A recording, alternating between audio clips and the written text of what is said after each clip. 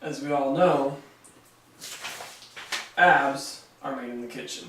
Where we can play football, a big, big house. It's my father's house.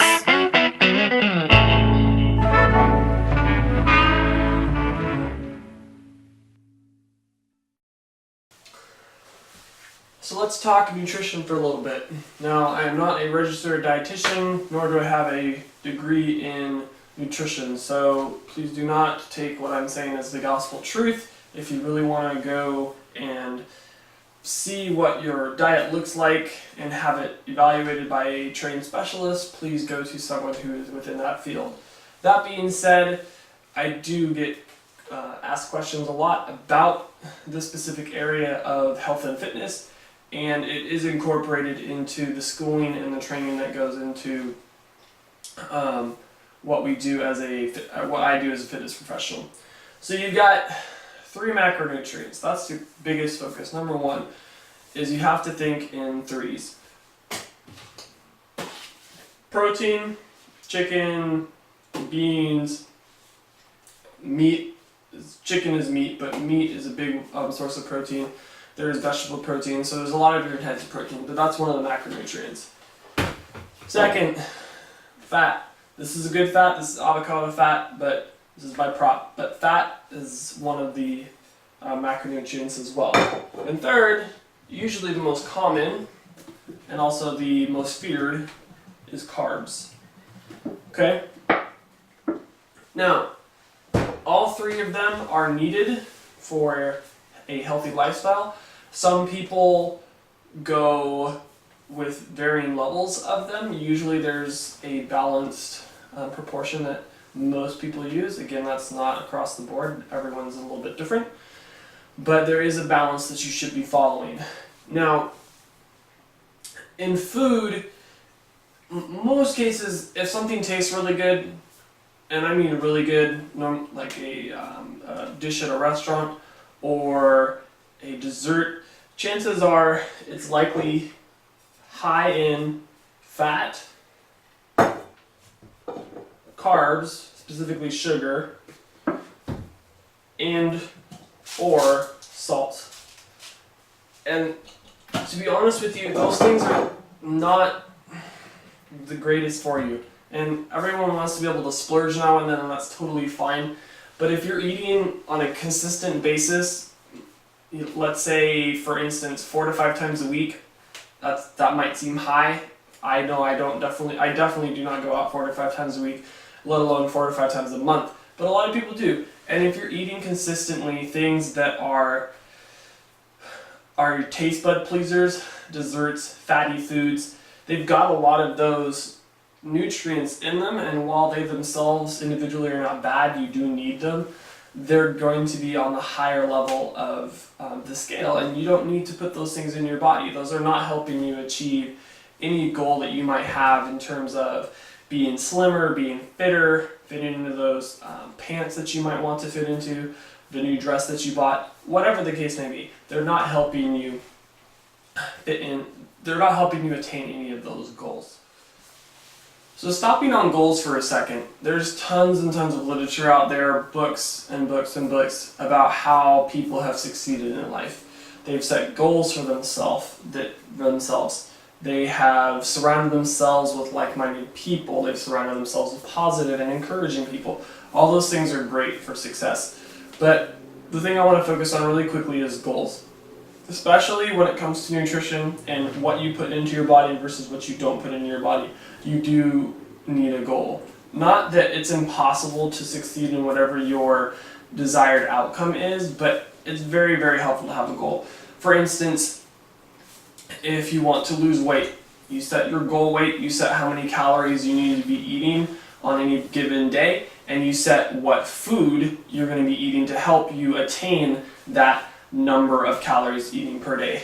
If you don't have that goal, you're not going to be focusing per se on how much you're intaking or how much you aren't intaking into your body in terms of how much food you're eating. So goals are very important, especially in something so gray areaed as food. It's not necessarily always black and white. You don't necessarily know exactly how many calories are in a banana or how many calories are in a dish. It's somewhat of a gray area and you have to take that into account, but if you don't have a goal, you don't even have a starting point, it's very, very difficult to reach what you want to reach without setting that starting point. So lastly, before we jump into the main focus of this video, which is focusing on just different meals that you could use for breakfast, lunch, or dinner, as well as snacks, I wanted to mention just a couple more things. One, be prepared. Once you've set your goal, you want to be prepared to attain that goal. So if you're trying to eat healthier or eat smaller portion sizes, one way you could do it is prepare the food beforehand, especially if you know what you want to eat for that week. If you're eating meat, cook the meat ahead of time and then partition it out into Tupperware or glass containers so that you know how much is in there and you can set yourself up to succeed in attaining your goals throughout that week instead of doing it on the run and you may be hit and miss in terms of your goal. And lastly, stay hydrated. You know, everyone's very, very concerned about how much to eat and how little to eat. That's a big concern of mine as well. However, you do need to be drinking water, not energy drinks, not soda, not juice, not milk. Milk is great, don't get me wrong, but water is what we need to survive. So make sure you're staying hydrated and let's talk meals. Okay, so now that we have talked a little bit about a basic nutrition, I want to move on to some examples of what I actually eat on a day-to-day basis. So these are actually all things that I do eat. It was actually quite fascinating for me to calculate all the calories and see exactly what I am eating. If these things seem a little bit high, especially the tuna and rice, or the peanut butter and jelly sandwiches, or the 3 eggs, etc., I'm generally around a 2,500 to 3,000 calorie diet. So obviously you would adjust the amount of food that you're eating based on how many calories you should be intaking on a daily basis. So for breakfast, if you're trying to achieve a more full option in terms of what you eat, making you fuller for a longer period of time, I would go with something like this, or even an apple with peanut butter can fill you up for a decent amount of time. It's not as filling as this would be, and when I say you're going to be fuller for a longer period of time, that's usually because of the amount of protein and the amount of fat that's in a meal that you might eat. As you can see, these two, the 3 fried eggs and the peanut butter and jelly, are very, very similar in calories. But if I ate this, I would be hungry in an hour and a half. Versus if I ate this, I'm not really hungry for about 3 hours or so. And the biggest reason is because of the macronutrient distribution. The 3 macronutrients I talked about earlier, the fats, the proteins, and the carbohydrates. Peanut butter and jelly has a lot of carbohydrates. It does have fat and protein from the peanut butter, but it's predominantly carbohydrates. So your body utilizes those, burns them off, and you're ready for another meal in an hour or so, depending on how fast your metabolism is. With this, you've got lots of protein, lots of fat. There is some carbohydrates from the corn tortillas, but it's predominantly fat and protein. So your body takes longer to digest fat, and it takes longer to digest protein in comparison to how fast it digests carbohydrates. So even though they're the same the same amount of calories, it fills you up for different amounts of time. Now with the homemade yogurt, it's a great option. It does give me, if I don't have something in my stomach beforehand, it does usually upset my stomach a little bit, so I usually have a little bit of something beforehand, but it is a really healthy option. It's also low in calories. Again, the apple with peanut butter is great. It's really quick and easy to make. If I'm running out short on time, just cut an apple up, put some peanut butter on it, and I'm good to go. This might sound nasty, but I have done it before and it tastes pretty good. Just a Nature Valley bar. I tend not to like processed foods, but Nature Valley bars can come in handy as a backup. And again, it does fill you up to some extent because of the peanut butter. Now, Shakeology or another meal replacement is great. A lot of people use them to replace breakfast because they either don't eat breakfast or they have like coffee and a piece of toast for breakfast, which is really not cutting it in my opinion. So Shakeology or another meal replacement are great substitutes. Shakeology is 165 calories by itself, so whatever you add to it obviously increases the calories depending on what you put in it. Moving on, lunch. So my food taste might be different than yours, but I like tuna and rice. I think it's a good combination. I usually try to put veggies in it, and it's roughly 750 calories. So that's again big, but I'm basing it off of 2,500 calorie, 3,000 calorie diet. So even if I had 3 of these meals, I'd only be just over around 2,200 calories, with a little bit of extra room for the whole day. So in reality, it's not too bad for me. Quinoa, I don't always eat a whole cup of quinoa. It is a lot of food, but if I'm really burning a lot of calories in a given day, sometimes I will eat it all. Protein shakes are another great way to supplement just regular solid food. I actually use meal replacements like Shakeology or protein shakes of two different types. The P90X Results in Recovery formula is a great one. It is lower in calories than the ones I usually make for dinner, but it does keep you full again because of the protein. Leftovers for lunch are awesome. The main reason is it's easy to calculate calories if that's what you're doing for yourself, because you already made the meal the previous night or the night before that, and you don't have to rethink about okay what's in this because you already know. So leftovers are great, and they're cheaper than going out and purchasing lunch at a local restaurant or such.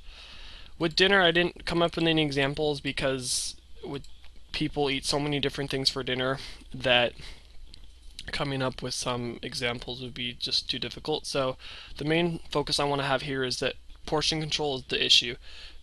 If you eat too much, it doesn't matter if you're eating something that's healthy for you or not, it's just too many calories. So please be aware of how many calories you're eating, at least estimating them to a good number is going to be your biggest battle. And then, like I said, I do usually have a protein shake in the evening. Sometimes it'll replace dinner. Sometimes it'll be on top of dinner, just depending on what I'm trying to accomplish. Now with snacks are really important for me because I try to intermix my meals with snacks. So like a snack after breakfast and a snack after lunch in between the three main meals. So trail mix, which I'm going to talk about in a second, is awesome. Fruit is great. Honestly, fruit to me is a non-issue. You could eat a bunch of it and be fine. It becomes an issue when you eat exorbitant amounts of it, but most people don't. It's got great fiber, and it's got some sugar in it that'll pep you up, especially in the afternoon when you're hitting that afternoon slump at work and you need some extra energy. Homemade granola bars. I took this. Here's the website with the recipe on it. We'll wait till it loads. And I tweaked this recipe up a little bit, but overall the basic recipe right here is great, and I would encourage you guys to experiment with creating your own food. The only drawback is that it doesn't have the calories listed on the packaging. If you go and buy like a Cliff Bar or a Luna Bar at a store, it has the calories and everything listed in it, but you don't know exactly what's in it. Even though it says it on the label, you have a lot more control of what goes into what you're eating and what doesn't go into it. The cucumber with lemon dip is really great. It's virtually calorie free. I mean, come on, cucumbers don't have that much calories in them. What I usually do is I'll squeeze some lemon juice, and then I'll put some pepper, black pepper, hot pepper, and then a little bit of salt. Mix that all up, and then I'll either dip the cucumber in it or I'll mix the cucumber into the dip so it's coated. and depending on how spicy you like it, you can add more or less hot pepper, and you can literally have that, an hour before you go to bed, and it's not going to do any significant damage versus if you went and had some ice cream or a cookie or something like that. A great trade-off, and it does satisfy that salt and sweet craving that you might have. So the trail mix is probably my favorite snack. It's got carbs, it's got fats, it's got protein, so it's got all the three macronutrients. It is slightly expensive. Calculated it to be about $3 to $5 per pound per item. Granted, you're not throwing all of that into one thing and then eating it. Normally, when we go out and purchase the ingredients, which this is what it looks like. Yes, there are M&Ms. I do see those, but in all honesty, this is real. These are all things that I eat, and I personally just don't want to eat handfuls of almonds and peanuts and walnuts and raisins all by themselves. So we do add some dried fruit and some M&Ms to make it interesting. You can take those out, put them in. It's up to you. That's why it's so great. You can make it any way you want, but this is how we make it, and it's in all honesty, it's probably my favorite snack.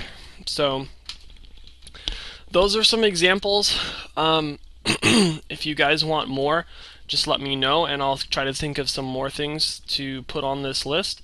But these are literally the things that I eat on a day-to-day, weekly basis. This is a pretty good example of what I'm consistently eating. So I hope this helped, and I will talk to you guys soon.